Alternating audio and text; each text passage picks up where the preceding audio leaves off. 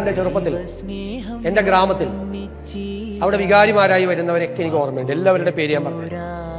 ഞാൻ ഓർക്കുന്നത് അവർ പള്ളിയിലെ സർവീസ് കഴിഞ്ഞാൽ ഒരു കാലം കൂടെയും തൂക്കി ഇങ്ങനെ ഇറങ്ങും, എല്ലാ ഇടവഴികളിലൂടെയും പോകും, എല്ലാ വീടുകളിലും കയറും. ഞങ്ങളൊക്കെ ചെറുപ്പക്കാർ സ്കൂളിലും കോളേജിലും പഠിക്കും, കല്ലിങ്കിലൊക്കെ ഇരിക്കുമ്പോൾ എഴുന്നേറ്റ് നിന്ന് അവരെ വിഷ് ചെയ്യും. നാട്ടിലൊരു ചടങ്ങ് നടത്തിയാൽ അവരെ വിളിക്കും. ഗ്രാമങ്ങളിൽ നഗരങ്ങളിലെല്ലാം ഏറ്റവും ആദരിക്കപ്പെട്ടിരുന്നവരായിരുന്നു വൈദികർ. എല്ലാ ജനവിഭാഗങ്ങളും എല്ലാ മതത്തിലും പെട്ട ആളുകൾ അവരെ വലിയ ഇതോടുകൂടി കണ്ടിരുന്നു. അവർ ക്രൈസ്തവ ഭവനങ്ങൾ സന്ദർശിച്ച് ആ വീടുകളിൽ എന്താണ് അവരുടെ സങ്കടം, എന്താണ് പ്രയാസം, എന്താണ് എന്നൊക്കെ പറഞ്ഞ് ആശ്വസിപ്പിക്കും. ഞാനിത് വളരെ നന്നായി ശ്രദ്ധിച്ചിരുന്ന ഒരാളാണ്.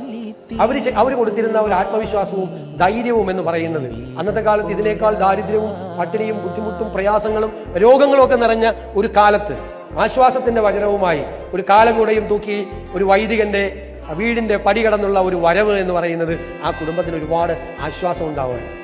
അന്ധകാരത്തിൽ വെളിച്ചം എത്തിക്കുന്നത് പോലെ പ്രകാശവുമായിട്ടാണ് വൈദികർ സഞ്ചരിച്ചിരുന്നത്. ആ ഒരു പഴയ കാലത്തേക്ക് നിങ്ങളും നിങ്ങളുടെ ഒരു പുതിയ തലമുറയും പുതിയ കാലത്തിന് അനുയോജ്യമായ രീതിയിൽ കടന്നു പോകണം എന്നാണ് എന്റെ വിനയപൂർവമായ